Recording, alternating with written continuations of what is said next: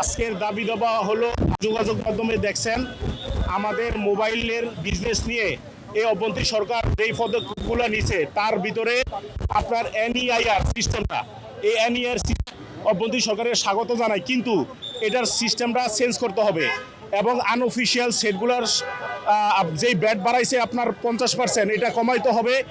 এই ব্যাট বাড়ানোর সাথে সাথে অফিসিয়াল কোম্পানিগুলা আপনার প্রত্যেকটা সেটে 10,000, 5,000, 3,000 করে দাম বাড়াইছে। এখন এই এনইআর যেই সিস্টেমটা, এটা তো 18 কোটি মানুষের ভিতরে 15 কোটি মানুষ বুঝে না। এখন দেখেন, আমি একটা উদাহরণস্বরূপ বলি, আমাদের যেই হাদি ভাই মারা গেছে, উনি কালচার নিয়ে যে কাজ করতেছিল, পরিকল্পনা ছিল, এই যে দেখেন আমরা যে দাঁড়াইছি, আমাদের পিছনে কত ময়লা, এই সমস্ত ময়লাগুলো তো আমরাই করছি। এখন আপনি যদি ইউরোপের মতো কালচার করতে চান, ধৈর্য হবে না। আমাদের প্রত্যেকটা জায়গা থেকে, প্রত্যেকটা সেক্টর থেকে প্রত্যেকটা মানুষ এই ছোট ছোট কাজগুলো করার পরে এই সমস্ত হার্ডলাইনে এই সমস্ত হার্ড আইন করা উচিত, আমার ব্যক্তিগত মতামত। এই জন্য আপনাদের মাধ্যমে এবং চ্যানেলের মাধ্যমে আমি চাচ্ছি প্রশাসন এবং অভ্যন্তরীণ সরকার দৃষ্টি আকর্ষণ করতে, এটা আপাতত জিনিসটা স্থগিত করা হোক এবং আরও ছোট ফরম্যাটে নিয়ে আসুক, যাতে কাস্টমার দোকানদার বুঝে সিস্টেমটা পরে শর্ট ফরম্যাটে নিয়ে আসুক এবং আনঅফিসিয়াল বৈধতা দেওয়া হোক এবং ব্যাট কমাতে, অফিসিয়াল যদি ব্যাট 10% থাকে এটা বৈধতা করে দেওয়া হোক এবং এনইআর সিস্টেমটা শর্ট ফরম্যাটে আনা উচিত। আমাদের বাংলাদেশ ছোট্ট একটা দেশ, গরিব দেশ, অশিক্ষিত আমরা বেশি, এটা দইরা আপনার মাথার উপরে চাপায় দেওয়া যায় না, এটা সময়ের প্রয়োজন। আমাদের দাবি, ইন্ডিয়ার আইএসপি দিয়ে যে এনইআর প্রজেক্ট তারা নিয়ে আসছে, সেই প্রজেক্টে জনগণের ভোগান্তি অনেক কিছু আছে, আমরা সেটা দেখতে পাচ্ছি। তো আমরা চাই সেটা সংশোধন করা হোক। আমরা এনইআর বাতিল চাই না, আমরা সংশোধন চাই, পরিবর্তন চাই। তারা যে ট্যাক্স বলতেছে 60% কমাইছে, এটা হলো ভুল, এটা মিথ্যা। তারা 61% ট্যাক্স থেকে এখন আছে 43.8%, এটা 60% কমায় নাই। যদি 60% কমায় তাহলে 24% আসে, আপনি হিসাব করে দেখবেন। সে তারা ভুল তথ্য দিছে, মিথ্যা কথা বলছে। শুধু 9টা কোম্পানিকে তারা সুবিধা দেওয়ার জন্যই এই ইন্ডিয়ার আইএসপি দিয়ে এনইআর সিস্টেম চালু করছে, শুধু ইন্ডিয়াকে সুবিধা দেওয়ার জন্য, ইন্ডিয়াকে সকল তথ্য, আমাদের তথ্যগুলো পাচার করার জন্যই। এটা আমরা স্পষ্ট দেখতে পাচ্ছি। সাধারণ জনগণ এখনও বুঝতে পারে নাই, সাধারণ জনগণ অনেক ভোগান্তিতে পড়বে এই এনইআর যদি তারা বলবৎ রাখে, যদি তারা ইস্টাবলিশ করে। আর আমাদের আরেকটা দাবি হলো, আমাদের যেই নিরস্ত্র 57 জন ব্যবসায়ীদেরকে তারা গ্রেপ্তার করছে, তাদেরকে মুক্তি চাই, তাদের নিঃশর্ত মুক্তি চাই। তারা অস্ত্র ছাড়া, লাঠিসোঁটা ছাড়া শুধু শান্তিপূর্ণ মানববন্ধন তারা বিটিআরসির সামনে আমরা করেছিলাম, সেখান থেকে তারা 57 জন ব্যবসায়ীদেরকে তারা গ্রেপ্তার করছে এবং মিথ্যা মামলা দিয়েছে তারা।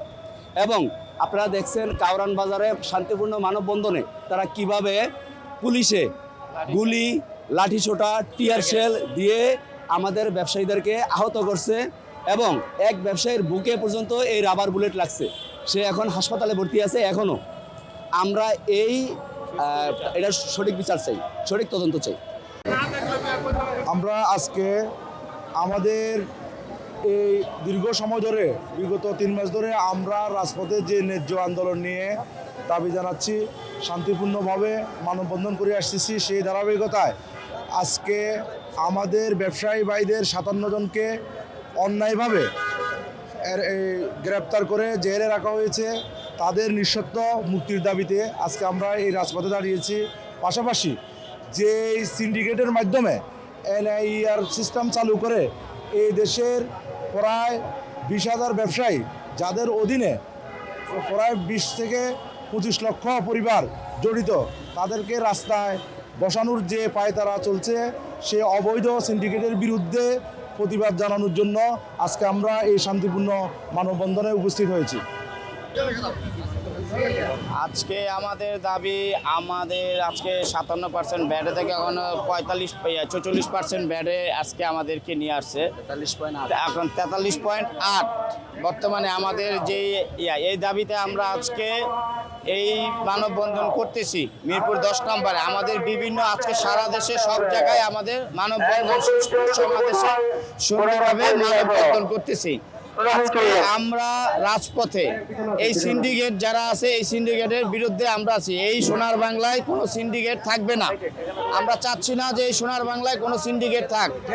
ব্যবসায়ীরা কেন আজকে রাজপথে নামবো, এটা হলো আমাদের যৌক্তিক একটা আন্দোলন। আমরা কেন আজকে নামবো? আমরা স্বাধীন দেশে আমরা ব্যবসা করতে চাচ্ছি, আমরা ব্যবসা করে খাবো।